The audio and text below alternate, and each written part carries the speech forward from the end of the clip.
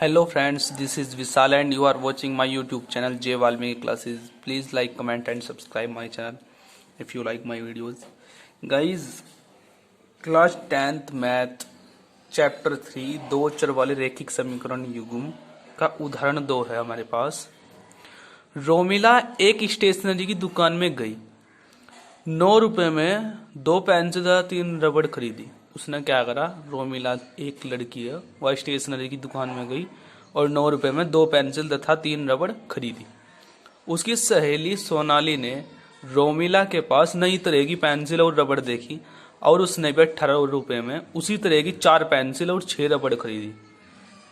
इस स्थिति को बीजगणितीय तथा ग्राफीय रूप में व्यक्त कीजिए। गाइस, जैसे उदाहरण फर्स्ट किया था हमने, ऐसे ही उदाहरण सेकंड होगा। हम मान लेंगे गाइस, माना एक पेंसिल का मूल्य, माना एक पेंसिल का मूल्य x रुपए है और एक रबड़ का मूल्य y रुपए है।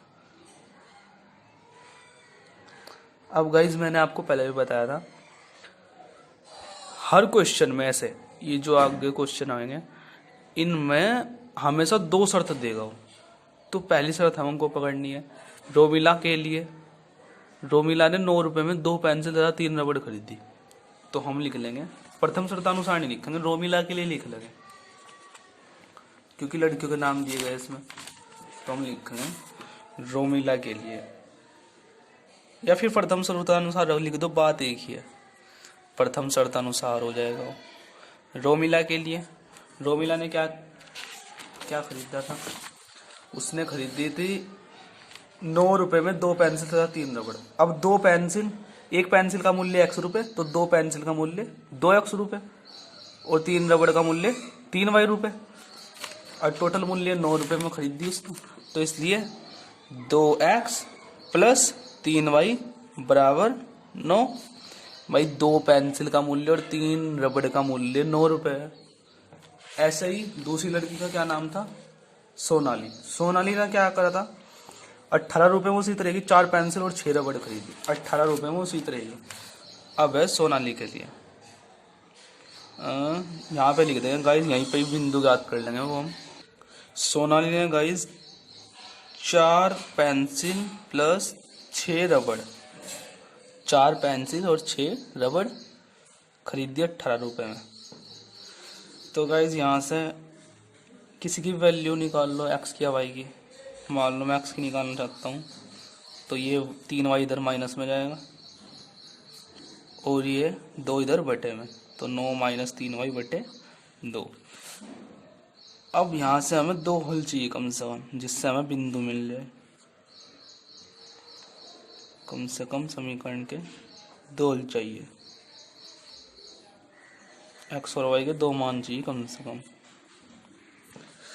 अब देखते हैं यहाँ पे, अगर मैं y की जगह 3 रखता हूँ तो 3 या 9, 9 माइनस 9 0, 0 आ जाएगा x का मान। ठीक है, y की जगह मैंने 3 रखा तो x का मान 0।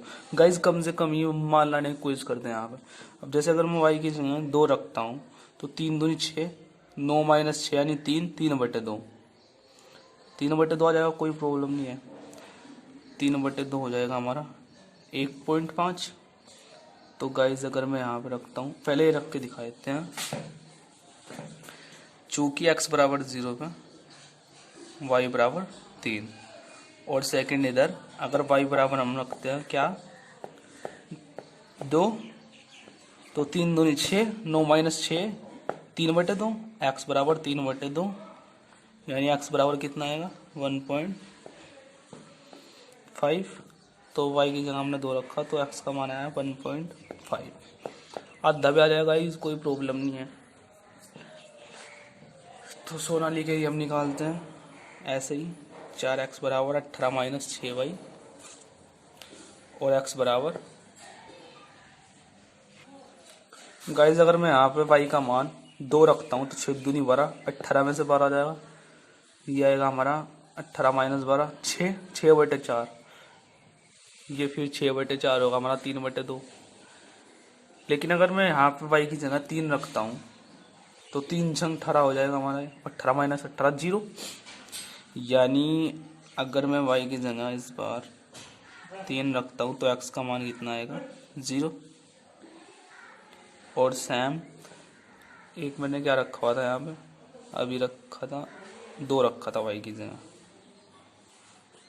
तो x का मान हमारा आया था 6 दूनी 12, 18 माइनस 12 यानी 6/4, और ये होगा 3/2, 3/2 यहाँ पे आया था, तो x का मान 1.5। ये 3 रखने पर 0 आया और 2 रखने पर 1.5 आया। गाइज ये मान एकदम इक्वल आ रहे हैं ना, एकदम इक्वल, ये 0.3 और ये 1.52।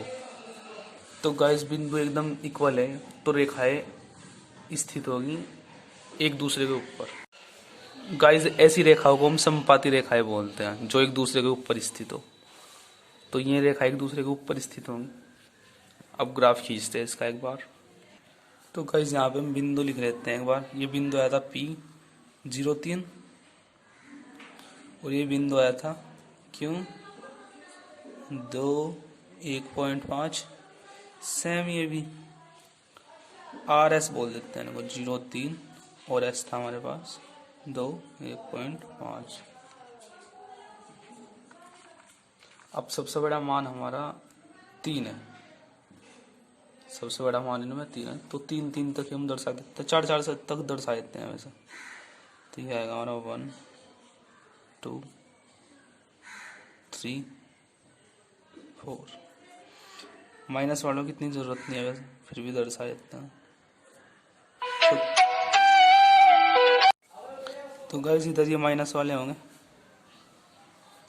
क्योंकि माइनस की हमारे पास कोई वैल्यू नहीं है, इसलिए माइनस का दर्शाने वाली ज़रूरत नहीं है, लेकिन फिर भी दर्शाने पड़ते हैं। अब पहला मान था हमारा 0.3, P की वैल्यू 0.3, ये 0 मूल बिंदु, पहला मान है 0 और 3। तो 0 x पे 0 चलेंगे यानी यहीं पे ही रहेंगे, और y पे 3 चलेंगे तो ऊपर जाएंगे, नीचे तो माइनस है, तो ये यहाँ बिंदु मिल जाएगा हमें 0.3। ये कौन सा बिंदु P। अब गाइज यही बिंदु R भी है 0.3 ही। दूसरा x पे चलेंगे 2 और y पे चलेंगे 1.5। 1.5 प्लस में नहीं, माइनस में होता तो नीचे चलते, प्लस में इसलिए ऊपर चलेंगे। 1.5 लगभग यहाँ पे बैठेगा हमारा 1 और 2 के बीच में। ये बिंदु है 2 1.5। ये कौन सा बिंदु है Q और S। Q भी यही है और S भी यही है। अब गाइस इनको मिलाती हुई एक रेखा खींच देंगे।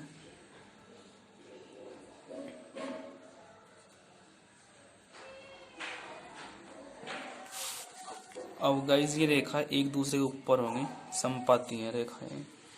ये मान है हमारे 2x + 3y = 9, और दूसरी रेखा है हमारी 4x + 6y = 18।